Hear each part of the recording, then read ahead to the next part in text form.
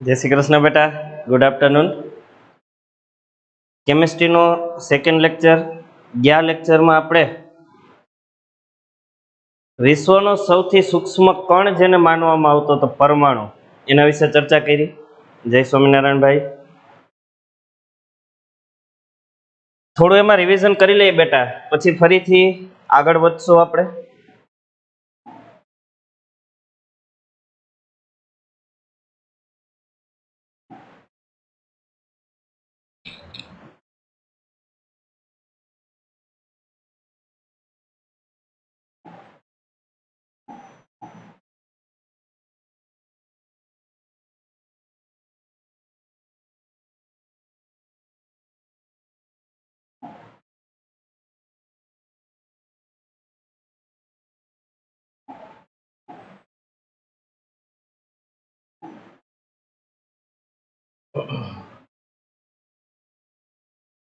પરમાણુ, એટમ,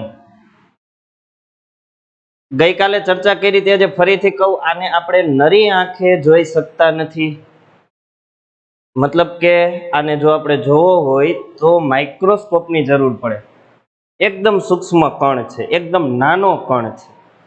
એમાં વચ્ચેના ભાગમાં જે છે એને આપણે ગઈકાલે નામ આપ્યું હતું પરમાણુ કેન્દ્ર, ન્યુક્લિયસ, પરમાણુનું કેન્દ્ર।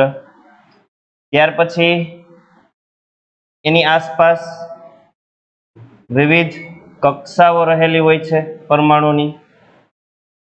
કેન્દ્રની અંદર આપણે ગઈકાલે ચર્ચા કરી તે રીતે ધન વીજભારિત એવા પ્રોટોન, જેને ટૂંકમાં P+ વડે દર્શાવાય, એ રહેલા હોય, અને વીજભાર રહિત એવા ન્યુટ્રોન રહેલા હોય।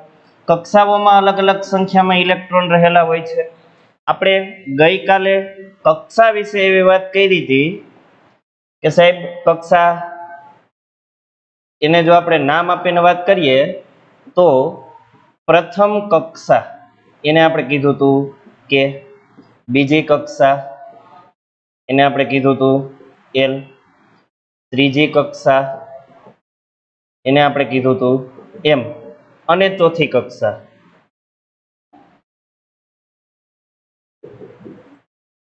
જેને આપણે નામ આપ્યું હતું N। તમે બધા સારી રીતે જાણો છો બેટા, પેલી જે કક્ષા છે એની અંદર 2 ઇલેક્ટ્રોન રહી શકે છે, પછી 8 ઇલેક્ટ્રોન બીજી કક્ષામાં, ત્રીજી કક્ષાની કેપેસિટી 8 ઇલેક્ટ્રોનની, અને ચોથી કક્ષા 18 ઇલેક્ટ્રોન। આ ક્રમમાં કોઈ પણ કક્ષામાં ઇલેક્ટ્રોન ગોઠવાય છે, આ આપણને ખબર છે। બીજું મેં તમને એ પણ કીધું હતું કે આ પ્રોટોન અને ઇલેક્ટ્રોનને ભલે આપણે કણ કહીએ પણ એ કણ નથી, કારણ કે એ દેખાતા જ નથી। તો એ શું છે? કોઈ ભૂત પ્રેત છે ભાઈ? ના ના, એવું નથી. એ વીજભારો છે. પ્રોટોન અને ઇલેક્ટ્રોન શું છે બેટા? વીજભારો છે. બોલો તો તમે એક વખત, પ્રોટોન અને ઇલેક્ટ્રોન શું છે? હા, વીજભારો છે. આ બંને વીજભારો છે. પ્રોટોન ધન વીજભારિત અને ઇલેક્ટ્રોન ઋણ વીજભારિત છે. અને એ પણ આપણે ચર્ચા કરી હતી કે પ્રોટોનની જો વાત કરીએ તો ધન વીજભારિત એવો પ્રોટોન, બીજો ધન વીજભારિત એવો પ્રોટોન, આ બંનેની વચ્ચે શું હોય? તો કે સાહેબ અપાકર્ષણ હોય, એકબીજાને ધક્કો મારે. પ્રોટોન ઇલેક્ટ્રોન જો આપણે લઈ લઈએ તો એની વચ્ચે શું હોય? તો કે સાહેબ અપાકર્ષણ નહીં, પણ એની વચ્ચે તો આકર્ષણ હોય, ખેંચાણ બળ હોય, બંને એકબીજાને ખેંચતા હોય. એટલે હવે આપણે એક વાત એવી લખી શકીએ,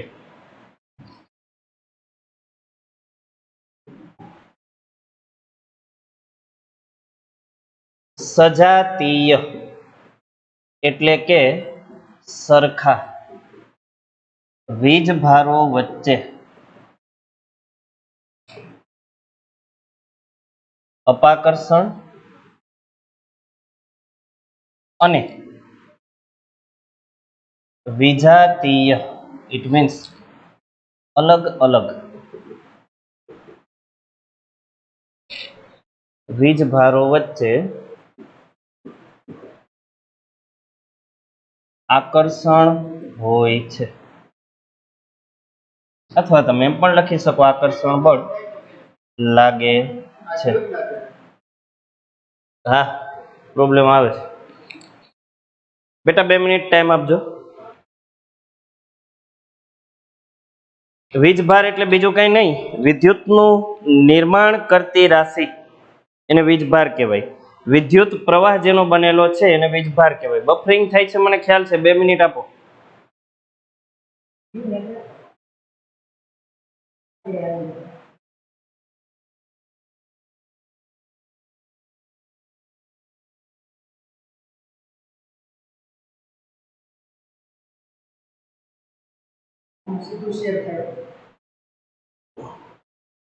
આજે ઓલું ચાલુ નથી થતું, એ તો ખ્યાલ છે, હું શેર કરું છું.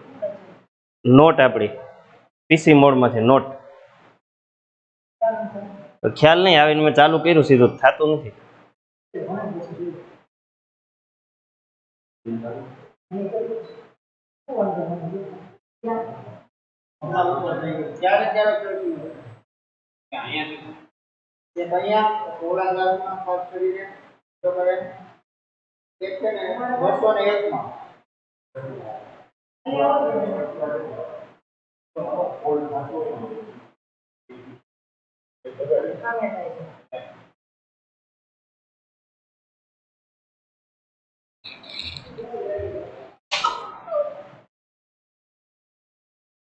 તો વીજભારો એટલે બીજું કઈ નહીં, મેં તમને કીધું એમ વિદ્યુત પ્રવાહ એનું નિર્માણ કરે છે જે, એને આપણે વીજભારો કહેશું. 2 પ્રકારના વીજભારો હજી આપણે ભણ્યા, એક ધન વીજભારિત એવો પ્રોટોન, બીજો ઋણ વીજભારિત એવો ઇલેક્ટ્રોન. બીજું બેટા ગઈકાલે આપણે જોયું તો આજે ફરીથી જોઈએ, કેમ કે આ અગત્યનું છે. પ્રોટોન અને ઇલેક્ટ્રોન બંનેના ઇલેક્ટ્રોનના મૂલ્યો સરખા છે, પરંતુ વીજભારો અલગ અલગ છે. પ્રોટોન ધન વીજભારિત છે, ઇલેક્ટ્રોન ઋણ વીજભારિત છે. આ બંનેની વચ્ચે તફાવત છે, બાકી મૂલ્ય બંનેના સરખા છે. તમને પૂછશે નહીં, અત્યારે તમારે આવતું નથી, પણ માત્ર જાણકારી માટે, ફરીથી કહું, માત્ર જાણકારી માટે, આ પ્રોટોન અને આ ઇલેક્ટ્રોન બંનેના વીજભારના મૂલ્ય કેટલા છે? તો કે 1.6 × 10⁻⁻19 કુલમ. આમાં બહુ મગજ અત્યારે દોડાવતા નહીં, આ માત્ર માહિતી માટે છે, આપણે ભણશું 10મા ધોરણમાં. પ્રોટોન અને ઇલેક્ટ્રોનના મૂલ્ય સરખા છે, પણ વીજભાર અલગ અલગ છે. પ્રોટોન ધન વીજભારિત તો ઇલેક્ટ્રોન ઋણ વીજભારિત. એ વીજભાર શા માટે અલગ અલગ રાખ્યા એ પણ મેં તમને કીધું. પ્રોટોન આ દિશામાં જો ખેંચતો હોય, બળ લગાડતો હોય, તો ઇલેક્ટ્રોન એની વિરુદ્ધ દિશામાં બળ લગાડે. એટલે આપણે બંનેના જે વીજભારો છે એ અલગ અલગ લીધા, ધન અને ઋણ. શક્તિ બંનેની સરખી છે, સમાન મૂલ્યના બળો બંને વિરુદ્ધ દિશામાં લગાડે એટલે પરિણામી બળ 0 થાય. સમજી શકાય ને? હું પોતે જેટલી શક્તિથી આ બાજુ ખેંચું છું એટલી જ શક્તિથી કોઈ વ્યક્તિ એની વિરુદ્ધ દિશામાં એટલે કે આ બાજુ ખેંચે તો પછી એ કઈ બાજુ ખેંચાશે? હું ખેંચાઈશ કે આ વ્યક્તિ? તો કે સાહેબ કોઈ નહીં ખેંચાય, હુંય નહીં ખેંચાવું, પેલી વ્યક્તિ નહીં ખેંચાય. શા માટે? તો કે સરખા બળો પરસ્પર વિરુદ્ધ દિશામાં લાગે તો બે એકબીજાની અસર નાબૂદ કરી નાખે, એટલે આ કન્ડિશનમાં પરિણામી બળ 0 બને છે. એક આ વાત અગત્યની છે પરમાણુ વિશેની. બીજું ગઈકાલે આપણે એ પણ જોયું બેટા, પરમાણુની અંદર જેટલા પ્રોટોન હોય કેન્દ્રમાં કક્ષામાં એટલા જ ઇલેક્ટ્રોન પણ હોય છે. અહીંયા કેન્દ્રમાં 30 પ્રોટોન હોય તો વિવિધ કક્ષાઓમાં ટોટલ 30 ઇલેક્ટ્રોન હોય. પ્રોટોન અને ઇલેક્ટ્રોન સરખી સંખ્યામાં હોય. બંનેના મૂલ્યો કેવા, શક્તિ કેવી? તો કે સરખી. સંખ્યા સરખી અને શક્તિ સરખી એટલે પરિણામી બળ 0 થાય. મતલબ કે પરમાણુ વીજભારની દ્રષ્ટિએ તમને તટસ્થ લાગે. વીજભારની દ્રષ્ટિએ કોઈ પણ પરમાણુ આપણને કેવો લાગે? તટસ્થ. એટલે આપણે એક વાત લખી શકીએ, પરમાણુ વીજભારની દ્રષ્ટિએ, એની દ્રષ્ટિએ વીજભારની દ્રષ્ટિએ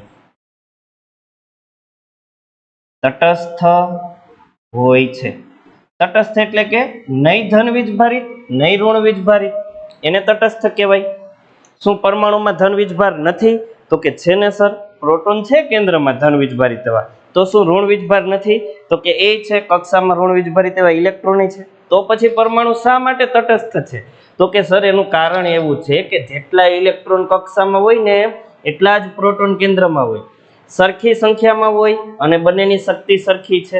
વિરુદ્ધ દિશામાં બે બળ લગાડે એટલે ઇલેક્ટ્રોન આમ ખેંચે અને પ્રોટોન આમ ખેંચે, એકબીજાના વીજભારને સમતોલિત કરે, અસર એકબીજાની નાબૂદ કરે. એટલે પરમાણુ વીજભારની દ્રષ્ટિએ કેવો હોય? તટસ્થ. આ કાંઈ લખવાની જરૂર નથી, બધું તમને મળી જશે. ચાલો, પરમાણુ વિશે આગળ વધતા વધતા આપણે અહીં સુધી પહોંચ્યા કે પરમાણુ વીજભારની દ્રષ્ટિએ તટસ્થ હોય. હવે એનાથી આગળની ચર્ચા આપણે કરીએ. બેટા આપણે ગઈકાલે વાત કરી હતી કે સાયન્ટિસ્ટોએ વિશ્વના તમામ પદાર્થો શેના બનેલા છે એ જાણવા માટે ટ્રાય કરી. દરેક પદાર્થોના ટુકડા કર્યા, પાવડર, એમાં જે સૂક્ષ્મ કણ મળ્યા એ સૂક્ષ્મ કણની તે ફરીથી એ લોકોએ અથડાવ્યા અને એને ટુકડા કર્યા, ત્યારે આપણને પરમાણુ મળ્યો. હવે સાયન્ટિસ્ટોને એક સરખા પરમાણુ નહોતા મળ્યા. જોઈએ આપણે કેવા પરમાણુ મળ્યા હતા. કેટલાક પરમાણુ એવા મળ્યા હતા કે જેની કક્ષામાં એક એક જ ઇલેક્ટ્રોન હતા. તો એના કેન્દ્રમાં પ્રોટોન કેટલા હશે તમે મને કહી શકશો? સાયન્ટિસ્ટોને અમુક પરમાણુઓ એવા મળ્યા કે જેની કક્ષામાં એક એક જ ઇલેક્ટ્રોન હતા. તો એવા એવા પરમાણુના કેન્દ્રમાં પ્રોટોન કેટલા હશે? 1. સરસ. હવે આ જે પરમાણુ છે એને સાયન્ટિસ્ટોએ ગોઠવણી દરમિયાન, એ લોકો ગોઠવણી કરતા હતા, એ ગોઠવણી દરમિયાન પહેલા ક્રમ ઉપર મૂકી અને નામ આપી દીધું હાઇડ્રોજન. એની સંજ્ઞા છે કેપિટલ H. આપણે યાદ રાખશું.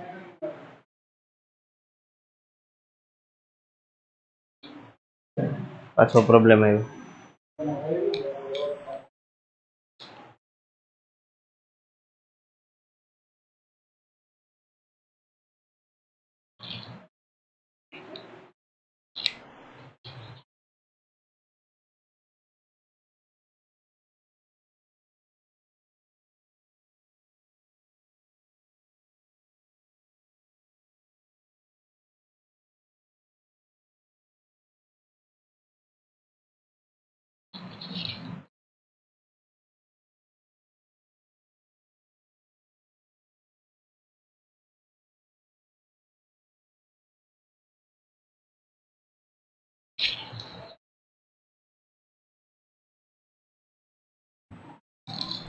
સારું, ચાલો ધ્યાન આપજો બેટા. તો એક એક કેન્દ્રમાં પ્રોટોન ને કક્ષામાં એક એક ઇલેક્ટ્રોન ધરાવતા જે પરમાણુ મળ્યા એને પહેલું ચેપ્ટર એ આપણે સ્ટાર્ટ કરશું, પણ ચેપ્ટર હજી ચાલુ નથી કર્યું બેટા, મેં ગઈકાલે કીધું હતું, ધ્યાનથી સાંભળો.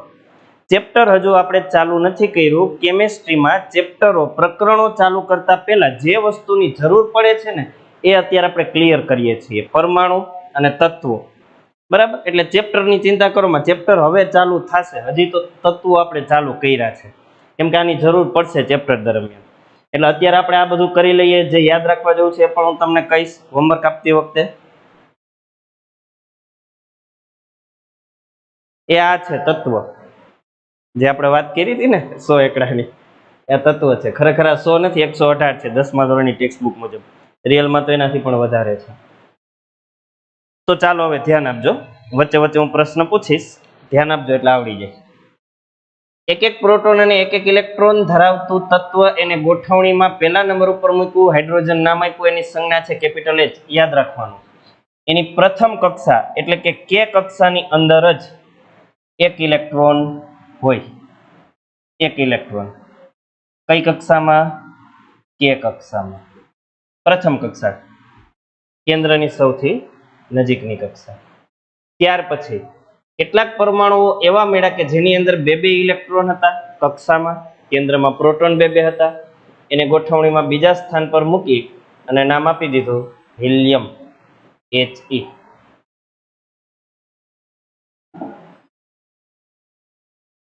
ત્યાર પછી 3 પ્રોટોન અને 3 ઇલેક્ટ્રોન ધરાવતા પરમાણુઓ અથવા તત્વ, એને નામ આપી દીધું લિથિયમ, Li.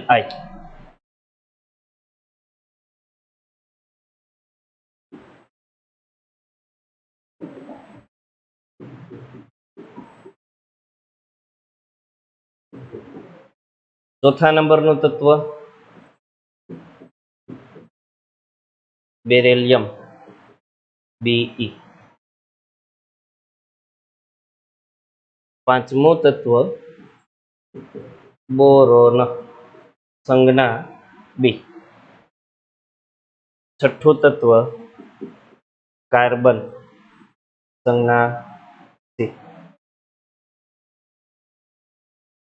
સાતમું તત્વ,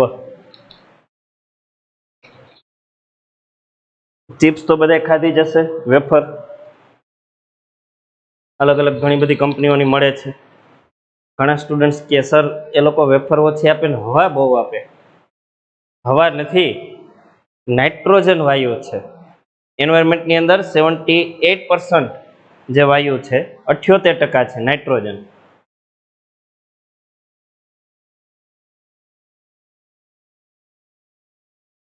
હા, એમાં ચેપ્ટરનું નામ નથી આપવાનું. ગઈકાલે જે હોમવર્ક આપ્યું હતું ને એમાં ચેપ્ટરનું નામ નથી આપવાનું. એ જે રીતે હતું ને એ જ રીતે એમ નામ લખવાનું હતું.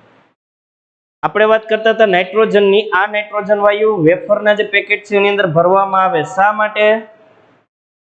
જગ્યા વધારે દેખાય એટલે નહીં, એટલા માટે ભરવામાં આવે કે જેથી કરીને અંદર રહેલી વેફર બગડે નહીં લાંબો સમય સુધી. એવું નથી કે ગઈકાલે સાંજે તળેલી વેફર તમને સવારે કોઈ દુકાનમાંથી મળી જાય. એ તો ઘણા બધા દિવસ પહેલા બની હોય, છતાં એ બગડતી નથી, ફ્રેશ ને ફ્રેશ રહે, કારણ કે નાઇટ્રોજન હોય એને બગડવા દે નહીં. આપણે અહીંયા તો ઠીક છે, પણ આઉટ કન્ટ્રીમાં તમે જાઓ ને તો ત્યાં લોકો આગળ ટાઈમ નથી, અને આપણે અહીંયા ટાઈમ સિવાય બીજું કંઈ નથી લગભગ. બરાબર ને? હવે તો સારું છે બધું. એટલે ત્યાં વિદેશમાં લોકો જોબ કરતા હોય મેજોરિટી, એટલે ઘરે આવે ને ત્યારે એવું ના હોય કે રસોઈ તૈયાર હોય. આવતા આવતા રસ્તામાંથી શાકના ડબ્બા લેતા આવે તૈયાર. એ તૈયાર શાકના ડબ્બા હોય એ પણ મેં તમને કીધું એમ તાજું બનાવ્યું કે સીધું મળી જવું જરૂરી નથી, અગાઉ બનાવેલું હોય, જે તે ટાઈમે મળે. એટલે એ જે શાકના તે ડબ્બા આવે એની અંદર પણ એ લોકો નાઇટ્રોજન ભરે છે, જેથી કરીને લાંબો સમય સુધી બગડે નહીં. નાઇટ્રોજન વાયુ છે એ ખોરાકને બગડતો અટકાવે છે. સાતમા નંબરનું તત્વ એ છે આપણું નાઇટ્રોજન, જેની આપણે ચર્ચા કરી, નાઇટ્રોજન N. આઠમા નંબરનું તત્વ, શ્વાસ લ્યો છો ને બધા? હા સર, એ તો લેવો જ પડે ને, શ્વાસ લીધા વગર ચાલે નહીં કોઈને. માણસ હોય એને શ્વાસ લેવો પડે. હા, પછી તો આપણો જે પ્રાચીન યોગ વિદ્યા છે, યમ નિયમ આસન પ્રાણાયામ સમાધિ અવસ્થા સુધી પહોંચીએ તો કદાચ શ્વાસ રોકવાની કેપેસિટી આપણી અંદર આવી જાય. અત્યારે શક્ય નથી. એ આઠમા નંબરનું જે તત્વ છે એ છે ઓક્સિજન, જેને આપણે શ્વાસમાં લઈએ. ઓ. નવમું તત્વ ફ્લોરિન. કેપિટલ એફ સંજ્ઞા અને 10મું તત્વ નિયોન એન એ. હા, હવે અહીંયા મેં એક ઇલેક્ટ્રોન રચના લખી, બાકી બધે નથી લખી. ચાલો હવે લખી લઈએ, જોજો તમે. હિલિયમની અંદર 2 ઇલેક્ટ્રોન હોય અને આપણે બધા જાણીએ પ્રથમ કક્ષામાં જ 2 ઇલેક્ટ્રોન સમાઈ શકે, એટલે કે કક્ષામાં જ 2 ઇલેક્ટ્રોન, કે કક્ષામાં જ હિલિયમ માટે. હવે લિથિયમ માટે ઇલેક્ટ્રોન રચના મારે લખવી હોય, આને ઇલેક્ટ્રોન રચના કહેવાય. આ રીતે સ્ક્વેર બ્રેકેટની અંદર મેં લખ્યું છે. તો લિથિયમમાં પહેલી કક્ષામાં 3 ઇલેક્ટ્રોન ના સમાડી શકીએ. અરે સર કે સમાડી દો ને, એકાદો વધારે, શું ફેર પડે, એમ ના ચાલે. એટલે લિથિયમની ઇલેક્ટ્રોન રચના લખવી હોય ને બેટા, તો આ રીતે લખવી પડે, 2 કરીને 1, 2 અને 1. શા માટે? તો કે 2 ઇલેક્ટ્રોન લિથિયમની પહેલી કક્ષા કેમાં અને બાકીનો 1 ઇલેક્ટ્રોન એટલે ત્રીજો ઇલેક્ટ્રોન એલ કક્ષામાં. ના સમજાય ત્યાં કહેજો. બેરિલિયમમાં કુલ 4 ઇલેક્ટ્રોન હોય, એટલે પહેલી કક્ષામાં 2, બીજી કક્ષામાં 2, કેમાં 2, એલમાં 2. બોરોન માટે વાત કરીએ તો કે કક્ષામાં પ્રથમ કક્ષામાં 2 અને એલ એટલે બીજી કક્ષામાં 3 ઇલેક્ટ્રોન, 2 + 3 ટોટલ 5 ઇલેક્ટ્રોન થયા બોરોનમાં. અને એટલા જ પ્રોટોન કેન્દ્રમાં હોય. લખવાનું નથી, આના તમને ફોટા મળી જશે. કાર્બન 2 અને 4, નાઇટ્રોજન 2 અને 5. આપણે આજે લખીએ અને શું કહેવાય? ઇલેક્ટ્રોન રચના. આપણે નહીં પણ હું લખું છું તમે જોવ છો એને આપણે ઇલેક્ટ્રોન રચના કહેશું. ઓક્સિજનની ઇલેક્ટ્રોન રચના 2, 6. ફ્લોરિનની ઇલેક્ટ્રોન રચના 2, 7. નિયોનની ઇલેક્ટ્રોન રચના 2, 8. એલ કક્ષા, બીજી કક્ષાની કેપેસિટી 8 ઇલેક્ટ્રોનની છે, એટલે અહીંયા બંને કક્ષાઓ ઇલેક્ટ્રોનથી ભરાઈ ગઈ છે. હવે જો 11 ઇલેક્ટ્રોન ધરાવતો પરમાણુ આપણે લઈએ, એ તત્વ જો આપણે લઈએ તો એનું નામ છે સોડિયમ. એની સંજ્ઞા Na છે. નેટ્રિયમ પરથી આગળ આવશે, એનું લેટિન ભાષાનું નામ અલગ છે, એટલે એની સંજ્ઞા SA કે SO નથી, Na છે. ત્યાર પછી 12 ઇલેક્ટ્રોન અને 12 પ્રોટોન ધરાવતું તત્વ મેગ્નેશિયમ. એની સંજ્ઞા Mg. બેટા વારે વારે કહું છું, આ સંજ્ઞા આપણને યાદ હોવી જોઈએ. 13મા નંબરનું તત્વ એલ્યુમિનિયમ, Al. 14મું તત્વ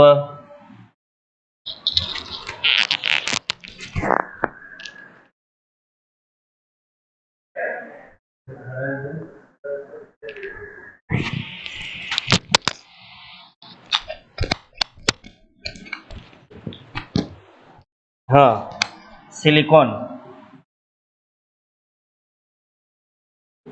Si. Capital S small I. 15મું તત્વ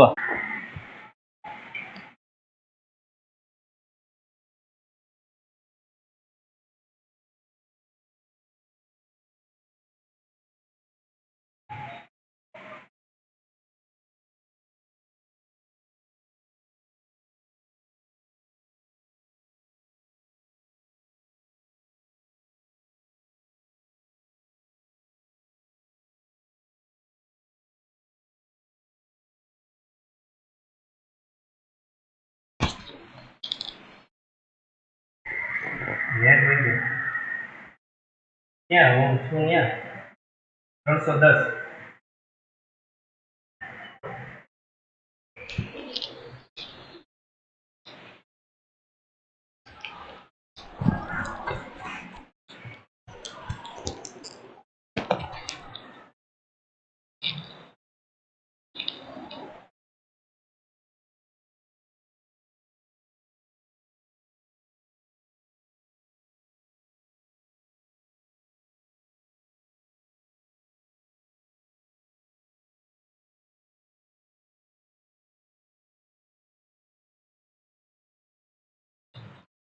ચાલો આપણે જોઈએ તો છેલ્લે 14મું તત્વ સિલિકોન Si.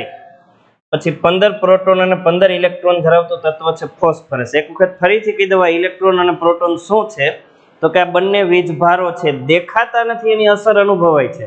જેમ બે ચુંબકના ટુકડાને તમે યા તો ચુંબકની બાજુમાં લોખંડના ટુકડાને તમે લાવો તો આકર્ષણ થાય, બંને વચ્ચે ખેંચાણ, પણ એ ખેંચાણને આપણે જોઈ નથી શકતા, અનુભવી શકીએ કે લોખંડ ખેંચાય છે, જોઈ નથી શકતા. જેમ પૃથ્વીનું ગુરુત્વાકર્ષણ બળ બધે જ છે, બધી જ વસ્તુ વ્યક્તિ પદાર્થ ઉપર લાગે છે, પણ એ ગુરુત્વાકર્ષણ બળને આપણે જોઈ નથી શકતા. સેમ કન્ડિશનમાં આ જે પ્રોટોન અને ઇલેક્ટ્રોન નામના વીજભારો છે ને આપણે જોઈ નથી શકતા, પણ બેટા એને અનુભવી શકીએ, અને એને લઈને જ આ વિદ્યુત પ્રવાહનું નિર્માણ થયું છે. એટલે વિદ્યુતનું નિર્માણ કરતા આ વીજભારો ઇલેક્ટ્રોન અને પ્રોટોન, એની સંખ્યાના આધારે આ તત્વો બન્યા, એના નામ બન્યા. કે સર કોઈ પરમાણુની કક્ષામાં એક જ ઇલેક્ટ્રોન અને એક જ પ્રોટોન હોય તો એ પરમાણુ એને નામ આપવાનું હાઇડ્રોજન પરમાણુ, એની સંજ્ઞા છે કેપિટલ H. 2 પ્રોટોન 2 ઇલેક્ટ્રોન ધરાવતો પરમાણુ હિલિયમ, 3 પ્રોટોન ને 3 ઇલેક્ટ્રોન ધરાવતો પરમાણુ લિથિયમ. એવી રીતે 16 ઇલેક્ટ્રોન ને 16 પ્રોટોન હોય તો સલ્ફર, 17 ક્લોરીન, 18 આર્ગોન, 19 પોટેશિયમ અને 20મું કેલ્શિયમ. મેં તમને વાત કરી એમ આપણા હાડકા જે ધાતુઓના બનેલા છે કેલ્શિયમ. તો વળી ઘણા સ્ટુડન્ટ્સને ક્વેશ્ચન થાય ને, ઘણાને થાય. તો એ કે સર આ કેલ્શિયમના હાડકા બનાવ્યા, એક્સિડન્ટ થઈને ભાંગી જાય, ક્યાંક પડીએ ને ફ્રેક્ચર થઈ જાય, લોખંડના બનાવી નહીં ખાવ તો મજબૂત એકદમ, કંઈ પ્રોબ્લેમ જ ના આવે, થાય ને એવું. પણ બેટા આપણે સતત પાણી પીએ કે નહીં? હે, હા, પાણી તો પીવું જ પડે ને. એ પાણી પીએ ત્યારે જો અંદર લોખંડના હાડકા હોય તો એને કાટ લાગે કે ના લાગે? તો વિચારો તો 2 થી 3 દિવસમાં શરીરનું શું થાય? કાટ બધો નીકળે બહાર. એટલે એ પોસિબલ નથી. માટે હાડકા કેલ્શિયમની ધાતુના બનાવ્યા છે ભગવાને, આ બધું વિચારીને. કાટેય ના લાગે, બીજા બધા પ્રોબ્લેમ ના થાય. 20મું તત્વ આપણે લખશું કેલ્શિયમ, Ca. હવે આપણે લખી લઈએ આ બધા તત્વોની ઇલેક્ટ્રોન રચના. સોડિયમની અંદર ટોટલ 11 ઇલેક્ટ્રોન હોય, એટલે પહેલી કક્ષા કે કક્ષા એમાં 2 ઇલેક્ટ્રોન, એલમાં 8 ઇલેક્ટ્રોન, અને એમ ત્રીજી કક્ષા એમાં 1 ઇલેક્ટ્રોન. 2 + 8 10, 10 ને 1 11. જેટલામાં નંબરનું તત્વ હોય એમાં કુલ એટલા ઇલેક્ટ્રોન હોય ભાઈ. મેગ્નેશિયમની ઇલેક્ટ્રોન રચના લખીએ તો પ્રથમ કક્ષામાં 2, બીજીમાં 8 અને ત્રીજીમાં 2. Aluminium 2 8 3, silicon 2 8 4, phosphorus 2 8 5, sulphur 2 8 6, chlorine 2 8 7 અને આર્ગોન 2 8 8. બસ સર, અહીંયા કેપેસિટી પૂરી થઈ ગઈ.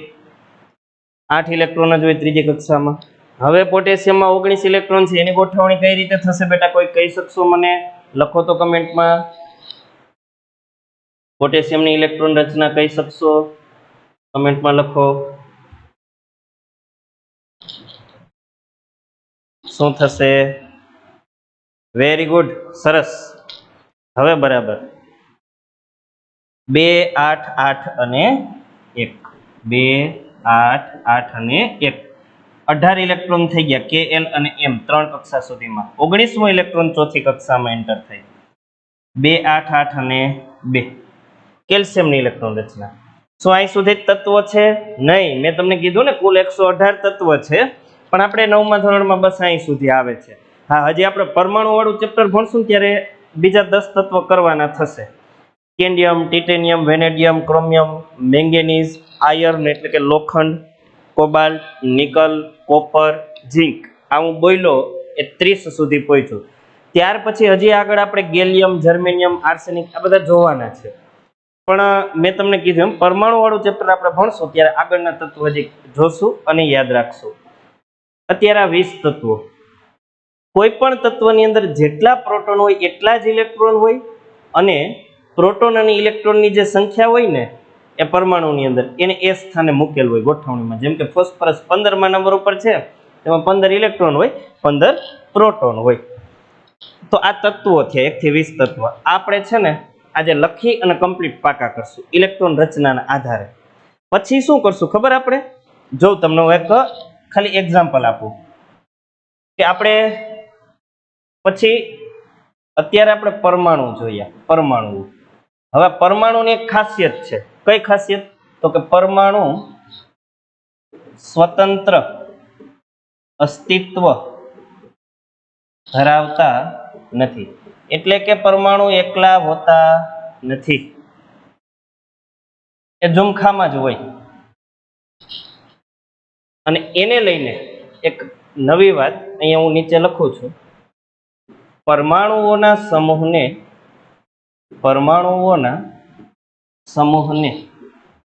અણુ અથવા તત્વ કહે છે.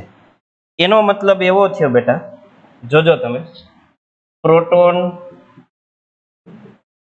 ન્યુટ્રોન અને ઇલેક્ટ્રોન આ ત્રણેય ભેગા મળી અને પરમાણુ બનાવે. આવા એક કરતા વધુ પરમાણુઓ ભેગા મળી અણુ કે તત્વ બનાવે.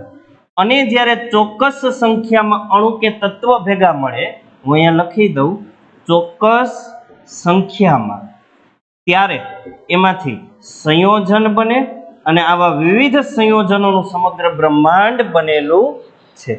આપણે વાત ચાલુ કરી હતી ને એનાથી ઉલટી વાત ન કરી. આપણે વાત ચાલુ કરી હતી કે વિશ્વ, દુનિયા, પૃથ્વી એના દરેક પદાર્થો શેના બનેલા છે? તો કે પરમાણુના. પાયાનો કણ પરમાણુ છે, પણ પછી પરમાણુ ભેગા થઈને અણુ કે તત્વ બને. જેમ કે આપણે જોયું કે પરમાણુ ક્યારેય એકલો તો હોતો જ નથી, એક કરતા વધારે હોય. એટલે બેટા હાઇડ્રોજનના એક કરતા વધારે પરમાણુઓ ભેગા થાય ત્યારે આપણે એને કહી શકીએ હાઇડ્રોજનનો અણુ. હિલિયમના એક કરતા વધારે પરમાણુઓ ભેગા મળે ત્યારે કહી શકીએ હિલિયમનો અણુ અથવા તત્વ. એટલે આ બધા તત્વો છે. શા માટે પરમાણુ નહીં? તો કે પરમાણુ હોય પણ પરમાણુ એકલો નથી હોતો સર, સ્વતંત્ર નથી હોતો, એ હંમેશા ઝુમખામાં જ હોય. આટલા બધા સૂક્ષ્મ કણો છે કે ઝુમખામાં જ હોય, એકલો ક્યારેય હોતો નથી. એટલે આપણે આ બધાને તત્વ કહેશું, પરમાણુ નહીં. પરમાણુ ક્યારેય એકલો હોતો નથી, એ સમૂહમાં જ હોય. અને પરમાણુઓ ભેગા મળે ત્યારે એ પરમાણુઓના સમૂહને આપણે શું કીધું? તત્વ. અહીંયા લખ્યું છે પરમાણુઓના સમૂહને અણુ અથવા તત્વ કહે છે. અહીંયા ચાર્ટ છે ને, પ્રોટોન, ન્યુટ્રોન, ઇલેક્ટ્રોન, એમાંથી પરમાણુ બને. પરમાણુઓ ભેગા થાય તો એને અણુ કે તત્વ કહેવાય. માનો કે હાઇડ્રોજનના પરમાણુઓ ભેગા થઈ ગયા તો એને હાઇડ્રોજન તત્વ કહેવાય. સોડિયમ પરમાણુઓ ભેગા થઈ ગયા તો એને સોડિયમ અણુ અથવા તત્વ કહેવાય. હવે એ તત્વ ચોક્કસ સંખ્યામાં જોડાઈને સંયોજન કઈ રીતે બને એ આપણે જોશું. તમે જોજો ધ્યાનથી મારી સાથે. બેટા 11મા નંબરનું તત્વ આપણે જોયું હતું સોડિયમ, જેની સંજ્ઞા હતી Na અને ઇલેક્ટ્રોન રચના હતી 2 8 1. એવી જ રીતે આપણે 17મા નંબરનું તત્વ જોયું હતું ક્લોરીન.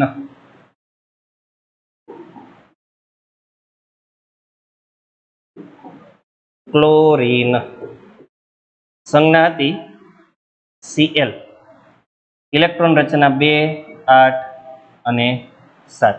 ક્લોરીન.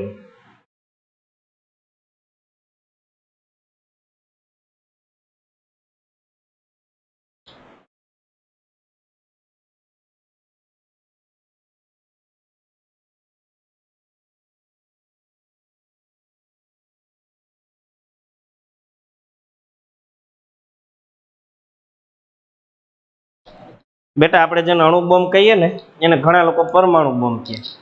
એ કંઈ અલગ નથી, અણુ બોમ્બ ને પરમાણુ બોમ્બ સેમ છે, બરાબર. પણ આ કાલની જેમ પૂછતા નહીં પરમાણુ બોમ્બ કેમ બને. ગઈકાલે કીધું હતું ને, એને આપણે દિવાળીએ ફોડી શકવાના નથી. એ ઘણા વિચારતા હોય કે ભૂતસર જો કહી દે ને તો કામ થઈ જાય, દિવાળી આ વખતે ટ્રાય કરી લઈએ. પણ ટ્રાય ન કરાય. ટ્રાય કર્યા પછી આપણે બીજી વાર ટ્રાય કરવા માટે બચશું નહીં પાછા, બરાબર ને. અને હું જુનાગઢમાં રહું છું, એકાદ પરમાણુ બોમ્બ જુનાગઢમાં ફૂટે એટલે જુનાગઢનું પૂરું જ થઈ જાય, એટલે ભેગો હું આવી જાઉં. એટલે આપણે એકાઈ કરશું નહીં. ચાલો હવે જે હું નવી વાત કહું છું ને ધ્યાનથી સાંભળો. હવે ધ્યાન અહીં આપજો બધા. સોડિયમ અને ક્લોરીન પરમાણુની મેં ઇલેક્ટ્રોન રચના લખી છે. હજી એક લખી દઉં. પહેલા જ નંબરનું તત્વ હતું હાઇડ્રોજન, જેની સંજ્ઞા હતી કેપિટલ H અને ઇલેક્ટ્રોન રચના ઓનલી 1. હવે જોજો તમે નવી વાત. આ અણુ કે તત્વ એની ઇલેક્ટ્રોન રચના આપણને કઈ રીતે ઉપયોગી થશે. હવે જો સોડિયમની પ્રથમ એટલે કે કે કક્ષામાં 2 ઇલેક્ટ્રોન, સોડિયમની એલ એટલે કે બીજી કક્ષામાં 8 ઇલેક્ટ્રોન અને એમ એટલે કે ત્રીજી કક્ષામાં 1 ઇલેક્ટ્રોન છે. બેટા આન્સર આપો તો. અહીંયા એમ કક્ષામાં ત્રીજી કક્ષામાં કેટલા ઇલેક્ટ્રોન હોવા જોઈએ? આન્સર આપો તો. ત્રીજી કક્ષામાં કેટલા ઇલેક્ટ્રોન હોવા જોઈએ? એની કેપેસિટી કેટલી? એમ કક્ષામાં કેટલા ઇલેક્ટ્રોન સમાઈ શકે? 8. અહીંયા એક જ છે. સાંભળજો ધ્યાનથી. હવે તો કે સાહેબ હવે તો વિચારવું પડશે હો. શું કરશું હવે? એ તો એક જ ઇલેક્ટ્રોન છે. 8 હોવા જોઈએ. બે રસ્તા છે આપણી પાછળ. જોજો ક્યાં બે રસ્તા. પહેલો રસ્તો, કાં તો એ 7 ઇલેક્ટ્રોન મેળવે કોઈકની પાસેથી, 7e- એટલે ઇલેક્ટ્રોન, 7 ઇલેક્ટ્રોન મેળવે તો અહીંયા એક હતો ને 7 મેળવી લે એટલે 8 થઈ ગયા. અને કાં તો બીજો રસ્તો કે એક ઇલેક્ટ્રોન જે છે ને એ ગુમાવી દે, કોકને આપી દે, જેને જરૂર હોય એને આપી દે, જેને પણ આપે. કાં તો 7 મેળવે ને કાં તો એક ઇલેક્ટ્રોન ગુમાવે. છેલ્લું શું પડે? તો ગાંડાને ખબર પડી જેવી વાત છે ભાઈ. તમે ગાંડા તો નથી, બધા ડાયા છો, તમને તરત ખબર પડી જાય. હા હા તમે સાચા જ છો, તમે જે બોલો છો સાચું જ છે મનમાં મનમાં, પણ મને હજી પહોંચવા તો દો ત્યાં સુધી. એ 7 ઇલેક્ટ્રોન મેળવશે નહીં સર, એક ઇલેક્ટ્રોન ગુમાવશે. કારણ કે એક ઇલેક્ટ્રોન ગુમાવવો સહેલો પડે અને સમજી શકાય એવી વાત છે ને. માની લ્યો કે તમારી પાસે એક રૂમની અંદર એક પથ્થર છે. સાંભળજો ધ્યાનથી. તમારી પાસે રૂમની અંદર એક પથ્થર છે, તમારે 8 પથ્થર કરવાના.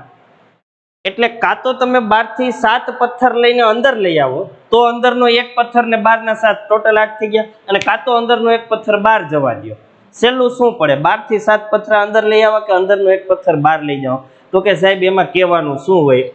અંદરનો એક પથ્થર બહાર જવા દો. એવી જ રીતે બેટા અહીંયા ઇલેક્ટ્રોન છે ને બહારની કક્ષામાં એક જ છે, એટલે સોડિયમ પરમાણુ 7 ઇલેક્ટ્રોન મેળવશે નહીં, પણ બહારની કક્ષામાં રહેલો એક ઇલેક્ટ્રોન ગુમાવશે. એક શબ્દ આવ્યો, બહારની કક્ષા. આ નવું આવ્યું. કે કક્ષા, એલ કક્ષા ને એમ કક્ષા જોયું હતું, પ્રથમ બીજી ને ત્રીજી કક્ષા જોયું હતું, પણ આ બહારની કક્ષા શું છે?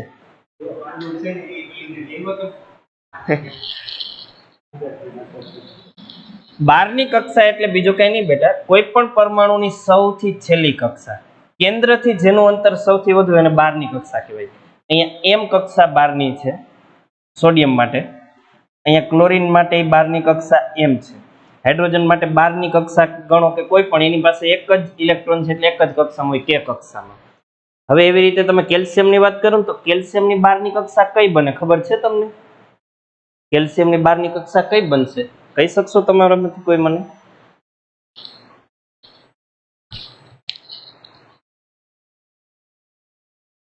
એન કક્ષા. સરસ. જો આપણે જોઈ લઈએ, લખેલું જ છે ને આપણે હવે. કેલ્શિયમ 2 ઇલેક્ટ્રોન કે કક્ષામાં, 8 ઇલેક્ટ્રોન એલ, 8 ઇલેક્ટ્રોન એમ અને 2 ઇલેક્ટ્રોન એન માં. એટલે કેલ્શિયમ માટે બહારની કક્ષા બને એન. આપણે અહીંયા જે એક્ઝામ્પલ લીધું સોડિયમનું, એના માટે બહારની કક્ષા એમ. બાહ્યતમ કક્ષામાંથી સોડિયમ 1 ઇલેક્ટ્રોન ગુમાવે. હવે સાંભળજો શું થાય. હવે બહુ અગત્યનું બનશે. શું બનશે? અગત્યનું બનશે. હવે જે બનવા જઈ રહ્યું છે ખૂબ અગત્યનું છે. કેવું છે બેટા? એમ નહીં મને સંભળાણું નહીં, જોરથી બોલો. કેવું છે? અગત્યનું છે. સરસ. ચાલો જોતા જજો કઈ રીતે અગત્યનું છે. સોડિયમ પરમાણુ હું દોરું છું, જોજો તમે.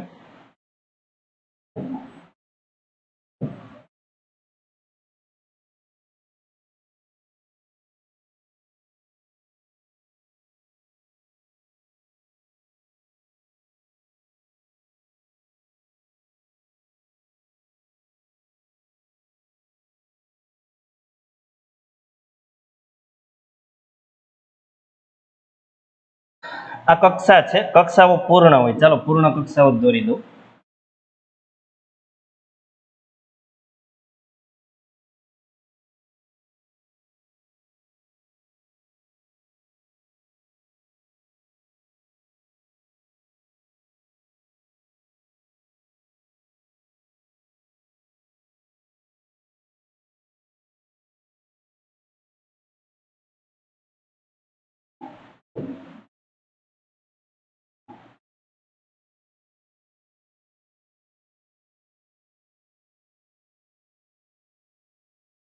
સોડિયમનો પરમાણુ આપણે દોર્યો છે.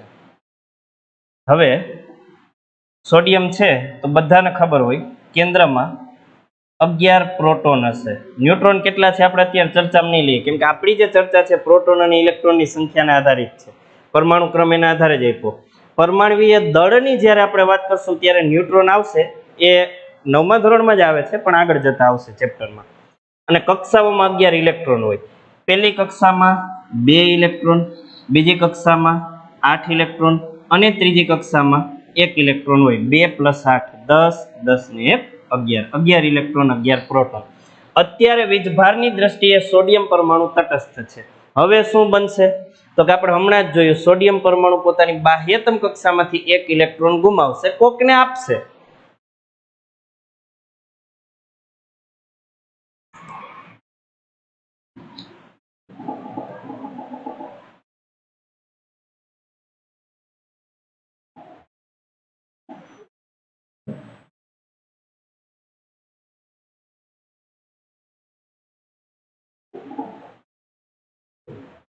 ચાલો 2 8 ને 1 ઇલેક્ટ્રોન, 1 ઇલેક્ટ્રોન કોકને આપશે, ગુમાવશે.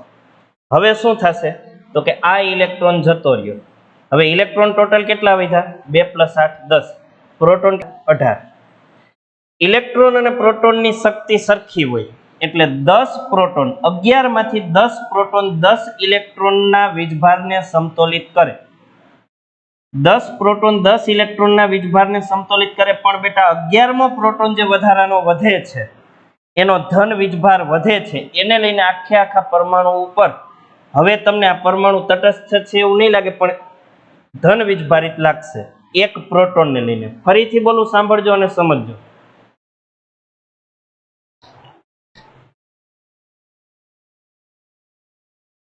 બે મિનિટ, નેટનો ઇસ્યુ સોલ્વ થઈ જવા દેજો, પછી આગળ વધીએ.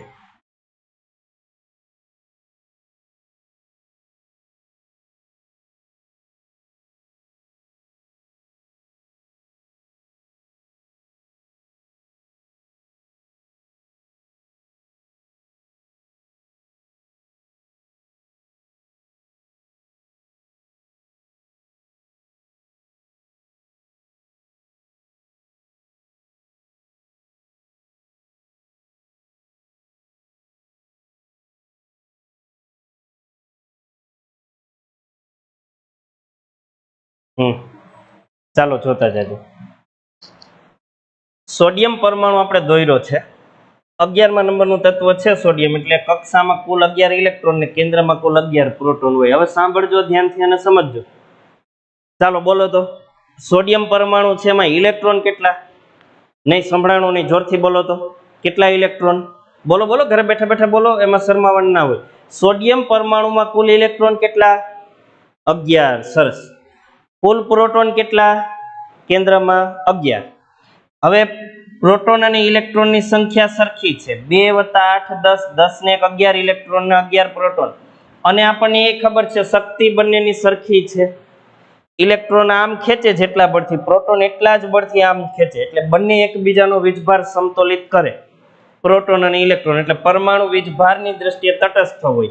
એ આપણને ધન વીજભારિત ન લાગે, એ આપણને ઋણ વીજભારિત ન લાગે. પણ હવે શું થાય તો કે સર આ 12ની કક્ષામાં જે 1 ઇલેક્ટ્રોન છે એ સોડિયમ ગુમાવે છે. જો અહીંયા હમણાં જ વાત કરી ને, 1 ઇલેક્ટ્રોન ગુમાવે, એ 1 ઇલેક્ટ્રોન ગુમાવી દે છે. એટલે હવે શું થાય સાંભળજો તો અને સમજજો તો. હવે શું થાય તો કે સર હવે તો 11 ઇલેક્ટ્રોન નથી, તો 10 જ ઇલેક્ટ્રોન રહ્યા ટોટલ ઇલેક્ટ્રોન હવે 10 જ રહ્યા. પ્રોટોન તો 11 જ છે ને, એ ક્યાં ગુમાવ્યો? નહીં. 11 પ્રોટોન ને 10 ઇલેક્ટ્રોન. હવે શું થાય જોજો, સાંભળજો. હવે આ 11 માંથી 10 પ્રોટોન, આ 11 માંથી 10 પ્રોટોન આ 10 ઇલેક્ટ્રોનના વીજભારને સમતોલિત કરે. 10 પ્રોટોન 10 ઇલેક્ટ્રોનના વીજભારને સમતોલિત કરે, સાદી ભાષામાં અસર નાબૂદ કરે. પણ એક પ્રોટોન વધારાનો કેન્દ્રમાં વધે. 10 પ્રોટોન ને 10 ઇલેક્ટ્રોન એકબીજાની અસર ભલે નાબૂદ કરી નાખે, સરખા શક્તિવાળા બે વ્યક્તિઓ બાંધે, બે એકબીજાનો નાશ કરી નાખે. સરખી શક્તિવાળું સૈન્ય લડે, બે એકબીજાનો નાશ કરી નાખે. સરખી શક્તિ હોય તો એમ અહીંયા 10 પ્રોટોન ને 10 ઇલેક્ટ્રોન એકબીજાનો વીજભાર સમતોલિત કરે, પણ 11મો પ્રોટોન એટલે કે એક પ્રોટોન વધારાનો વધે, એને લઈને હવે એક ઇલેક્ટ્રોન ગુમાવ્યા પછી આ સોડિયમ પરમાણુ તટસ્થ નહીં રહે, એ ધન વીજભારિત બનશે. કેટલો કેટલો ધન વીજભારિત બનશે? તો એના માટે આપણે કેમિસ્ટ્રીમાં આ રીતે લખશું Na+1. ધન વીજભારિત માટે પ્લસ અને 1 કારણ કે એક પ્રોટોન વધે છે એટલે. બરાબર. હવે આપણે આવી જ વાત સેમ ક્લોરીનની કરીએ. કદાચ કોઈને થોડું ઘણું ના સમજાણું હોય તો ક્લિયરલી બધી ખબર પડી જાય. ચાલો જોતા જાજો તમે બધા.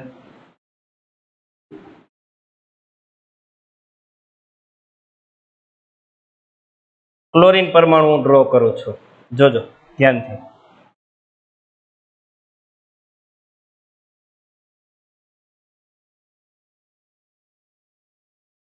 ત્રણ કક્ષાઓ, આ છે કેન્દ્ર ક્લોરીન પરમાણુ.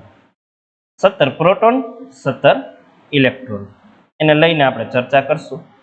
જોતા જજો. આ છે ક્લોરીન. ચાલો પ્રોટોન અને ઇલેક્ટ્રોનની સંખ્યા એ આપણે લખી લઈએ. 17 પ્રોટોન P+. કક્ષાઓમાં 17 ઇલેક્ટ્રોન એટલે પહેલી કક્ષામાં 2 ઇલેક્ટ્રોન, બીજી કક્ષામાં 8 ઇલેક્ટ્રોન અને ત્રીજીમાં 7 ઇલેક્ટ્રોન. હોવા કેટલા જોઈએ ત્રીજીમાં? 8 છે 7. ચાલો હવે તમારે જવાબ દેવાનો છે. અહીંયા 7 ઇલેક્ટ્રોન છે, હોવા જોઈએ 8. તો ક્લોરીન 1 ઇલેક્ટ્રોન મેળવશે કે પછી આ 7 ઇલેક્ટ્રોન ગુમાવશે? શું લાગે છે તમને? કયો તો મને. ક્લોરીન પરમાણુ 1 ઇલેક્ટ્રોન મેળવશે કે 7 ઇલેક્ટ્રોન ગુમાવશે? કયો મને, શું લાગે છે તમને? આન્સર આપો. ચાલો. ક્લોરીન પરમાણુ 1 ઇલેક્ટ્રોન મેળવશે કે 7 ઇલેક્ટ્રોન ગુમાવશે?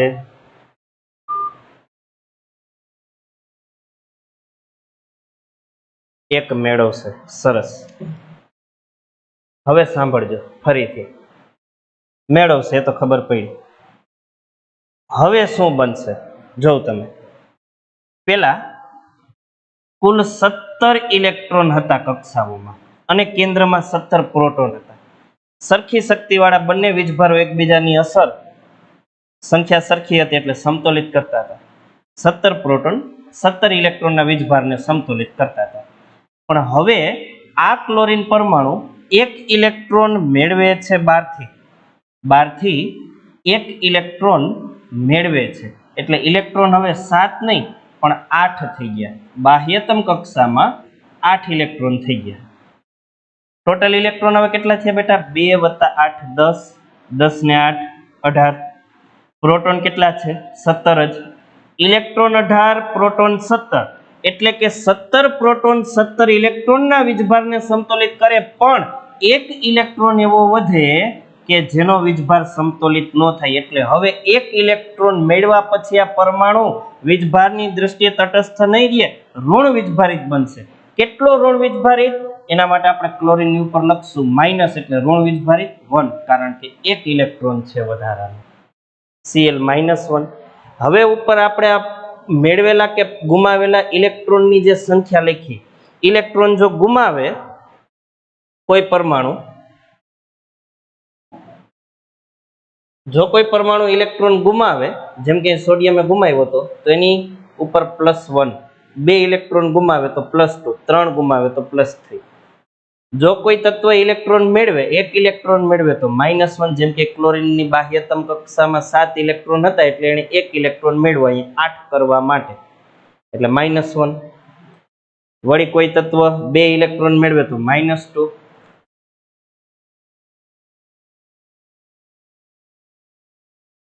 એ બંને હજી એકબીજાને આપ્યા એની ચર્ચા બાકી છે, હમણાં કરું હો ભાઈ. હવે આ ઉપર આપણે જે લખ્યું ને એને આપણે કહેશું સંયોજકતા. શું કહેશું? બોલો તો. નહીં, મને સંભળાણું નહીં બેટા બરાબર. શું કહેશું એને આપણે? સંયોજકતા. હા, આને કહેવાય સંયોજકતા. એટલે એકદમ સરળ ગુજરાતીમાં લખવું હોય તો આપણે આમ લખી શકીએ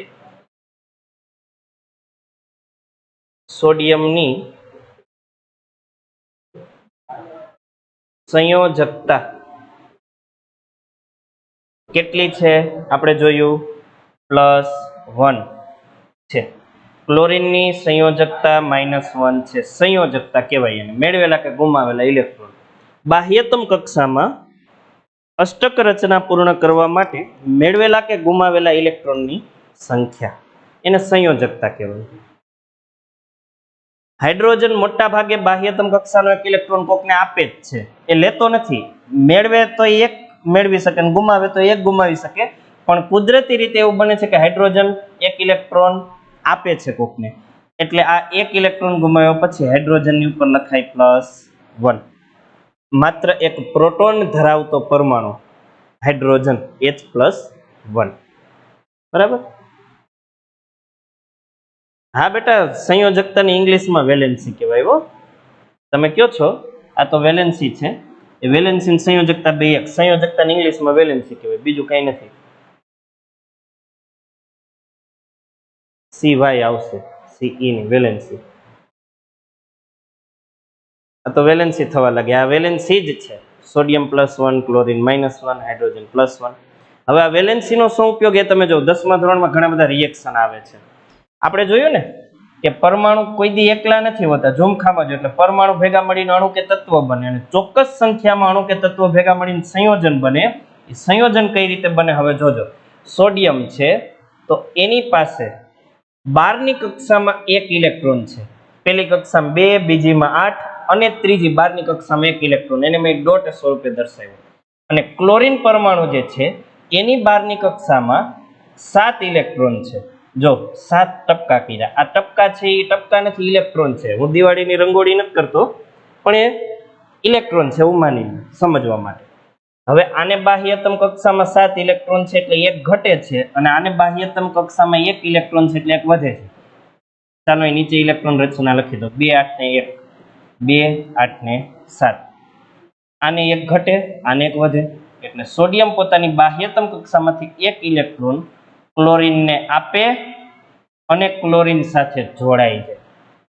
સોડિયમ પોતાનો 1 ઇલેક્ટ્રોન ક્લોરીનને આપે અને એની સાથે જોડાઈ જાય ત્યારે બને NaCl. આને કહેવાય સોડિયમ ક્લોરાઇડ. કેમિસ્ટ્રીની લેંગ્વેજમાં સોડિયમ ક્લોરાઇડ. આપણી લેંગ્વેજમાં આને શું કહેવાય? તો કે મીઠું કહેવાય સાહેબ. બહુ અગત્યનું છે. રસોઈમાં ના હોય તો રસોઈ સારી ના લાગે, અને જો માણસમાં ના હોય ને તો માણસ સારો લાગે નહીં. મીઠા વગરની રસોઈ સારી નહીં, મીઠા વગરનો માણસ સારો નહીં ભાઈ. એ મીઠું કઈ રીતે બને એ આપણે જોયું. આવી રીતે લીંબુ, ખાંડ, આ બધાનું આપણે જોશું ધીમે ધીમે. આ ખાલી મેં એક્ઝામ્પલ આપ્યું છે તમને. NaCl. હવે આ જે બન્યું ને કે સોડિયમનો અણુ અને ક્લોરીનનો અણુ આ બંને ભેગા મળ્યા, એટલે અણુઓ સોડિયમનો પરમાણુ અને ક્લોરીનનો પરમાણુ બંને ભેગા મળ્યા. બંને પરમાણુ ભેગા થઈને સોડિયમ ક્લોરાઇડનો અણુ બન્યો, અથવા તો સોડિયમ તત્વ અને ક્લોરીન તત્વ જોડાઈને સોડિયમ ક્લોરાઇડ નામનું સંયોજન બન્યું, એમ પણ તમે કહી શકો. ચાલો હજી આપણે પાણી કેમ બને ને એ જોઈ લઈએ. તો આપણને ખબર છે હાઇડ્રોજન પાસે એક જ ઇલેક્ટ્રોન હોય. ઓક્સિજનની વાત કરીએ તો એની બાહ્યતમ કક્ષામાં 6 ઇલેક્ટ્રોન હોય. 6 ઇલેક્ટ્રોન હોય. જો ઓક્સિજનની બાહ્યતમ કક્ષામાં કેટલા ઇલેક્ટ્રોન છે? 8મા નંબરનું તત્વ, તો કે 6 ઇલેક્ટ્રોન છે. 2 ઇલેક્ટ્રોન પહેલી કક્ષામાં, 6 બીજી કક્ષામાં, 2 ને 6 8, ટોટલ 8 ઇલેક્ટ્રોન થઈ ગયા, એટલે જ એને 8મા નંબર ઉપર મૂક્યું છે. બરાબર, જોતા જાજો. બાહ્યતમ કક્ષામાં 6 ઇલેક્ટ્રોન છે. હોવા કેટલા જોઈએ? તો કે સાહેબ હોવા જોઈએ તો 8 છે, 6 જ. તો 6 ગુમાવશે કે 2 મેળવશે? શું લાગે છે તમને? કયો તો મને બેટા. ઓક્સિજનની બાહ્યતમ કક્ષામાં 6 ઇલેક્ટ્રોન છે. ઓક્સિજન 8મા નંબરનું તત્વ, 2 અને 6 આ ઇલેક્ટ્રોન રચના થઈ. મેળવે, સરસ. 2 ઇલેક્ટ્રોન મેળવ્યા પછી ઓક્સિજનની સંયોજકતા શું બનશે? -2 કે +2? કયો તો. 2 ઇલેક્ટ્રોન મેળવે તો ઓક્સિજનની સંયોજકતા -2 બને કે +2 બને?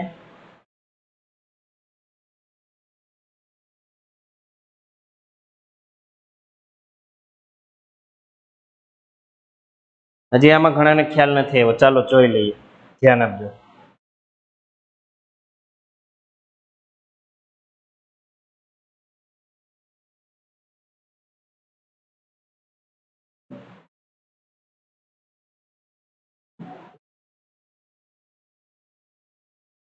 ઓક્સિજન પરમાણુ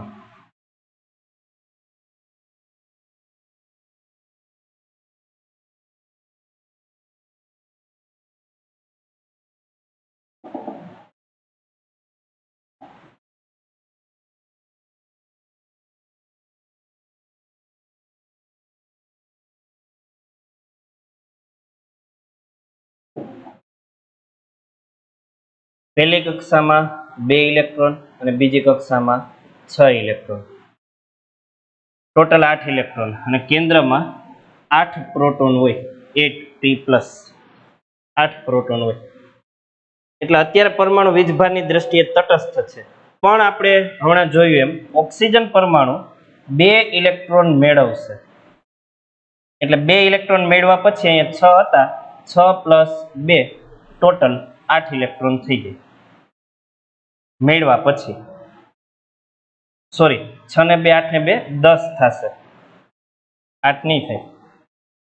2 અહીંયા હતા, 6 અહીંયા હતા, 8 આ હતા અને 2 મેળવ્યા એટલે ટોટલ ઇલેક્ટ્રોન થયા 10 ઇલેક્ટ્રોન થયા ટોટલ. પ્રોટોન કેટલા છે? 8 જ. એટલે 8 પ્રોટોન 10 માંથી 8 ઇલેક્ટ્રોનના વીજભારને સમતોલિત કરે, પણ 2 ઇલેક્ટ્રોન આમાં વધારાના વધે એટલે હવે આ પરમાણુ તટસ્થ નહીં રહે, તો સરે ઋણ વીજભારિત બનશે. કેટલો ઋણ વીજભારિત બનશે? તો આપણે ઓક્સિજનની ઉપર લખશું -2, કેમ કે 2 ઇલેક્ટ્રોન છે. એટલે જ્યારે કોઈ તત્વ ઇલેક્ટ્રોન મેળવે ને બેટા, ત્યારે જેટલા ઇલેક્ટ્રોન મેળવે ને એટલી એની માઇનસ સંયોજકતા બને. જો કોઈ તત્વ ઇલેક્ટ્રોન ગુમાવે તો જેટલા ઇલેક્ટ્રોન ગુમાવે ને એટલી એની પ્લસ સંયોજકતા બને. બરાબર છે? ચાલો, હવે હાઇડ્રોજન 1 ઇલેક્ટ્રોન ગુમાવવાનો છે એટલે હાઇડ્રોજનની સંયોજકતા +1, ઓક્સિજનની -2. જોતા જાજો. હવે હાઇડ્રોજન પરમાણુ 1 ઇલેક્ટ્રોન ઓક્સિજનને આપી શકે. આ સ્ટ્રક્ચર હું અહીં નીચે પાછું દોરું છું. હાઇડ્રોજન એની બાહ્યતમ કક્ષામાં 1 ઇલેક્ટ્રોન અને આ ઓક્સિજન એની બાહ્યતમ કક્ષામાં ટોટલ 6 ઇલેક્ટ્રોન હોય. જો 1 2 3 4 5 ને 6 હોવા કેટલા જોઈએ? તો કે 8 હોવા જોઈએ, 6 જ છે. એટલે કદાચ એક હાઇડ્રોજન પોતાનો 1 ઇલેક્ટ્રોન આને આપે ને તો એ 7 થાય. 6 હતા ને 1 મેળવ્યો એટલે 7 થયા. હજી 1 ઘટે એટલે હજી એક હાઇડ્રોજન અહીંયા 1 ઇલેક્ટ્રોન લઈને આવે ને પોતાનો 1 ઇલેક્ટ્રોન આને આપી દે. હવે ટોટલ 8 ઇલેક્ટ્રોન થઈ ગયા. 1 2 3 4, આ હાઇડ્રોજનનો 1 ઇલેક્ટ્રોન 5 6 7 અને આ હાઇડ્રોજનનો 1 ઇલેક્ટ્રોન 8 ઇલેક્ટ્રોન ટોટલ થઈ ગયા. હવે આ સ્ટ્રક્ચર ક્યું બન્યું? તો કે હાઇડ્રોજન 2 ને ઓક્સિજન 1, H2O. આને કહેવાય પાણી, H2O. એક ઇલેક્ટ્રોન ઓક્સિજનને આપીને હાઇડ્રોજન ઓક્સિજન સાથે જોડાઈ ગયા, H2O બન્યું. આમાં એક તત્વ હાઇડ્રોજન છે, બીજું તત્વ ઓક્સિજન છે. આ બંને તત્વ હાઇડ્રોજન અને ઓક્સિજન તત્વ ચોક્કસ સંખ્યામાં ભેગા મળીને પાણી બન્યું. આવું પાણી ન હોય, H3O. અને પાણી ન કહેવાય તો હાઇડ્રોનિયમ આયન થઈ ગયું, આપણે આગળ ભણવામાં આવશે. એટલે પાણી માટે H2O જ હોય, H3O ન હાલે, કે HO ના હાલે, કે HO2 ના હાલે. ચોક્કસ સંખ્યામાં તત્વો ભેગા મળવા જોઈએ ત્યારે જ પાણી બને.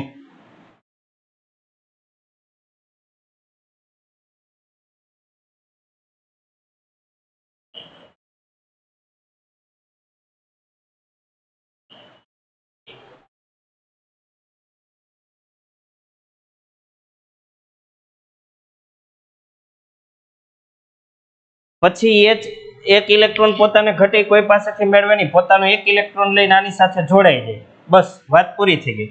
એટલે એની બાહ્યતમ કક્ષામાં 1 હતો એટલે કાં તો એને 1 મેળવવો પડે તો 2 થાય, કાં તો એક બાહ્યતમ કક્ષામાં હતો એ ગુમાવી દે એટલે ગુમાવીને આની સાથે જોડાઈ જાય.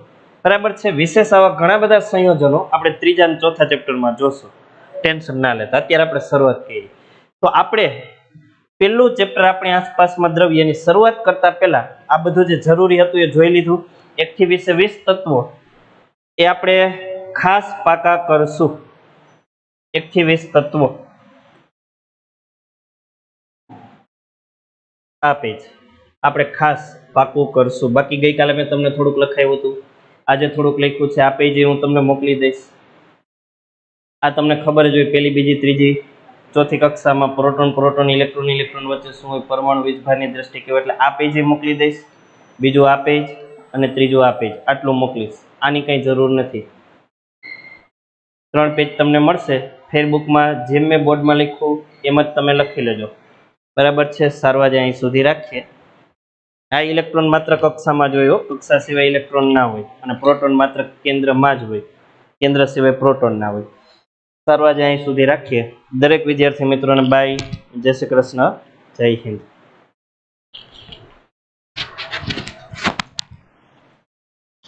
હોમવર્કમાં આજે તમને જે પેજ મળે 3 પેજ, એક વખત ફેરબુક અને એક વખત હોમવર્ક બુકમાં લખી અને પાકું કરવાનું છે ખાસ.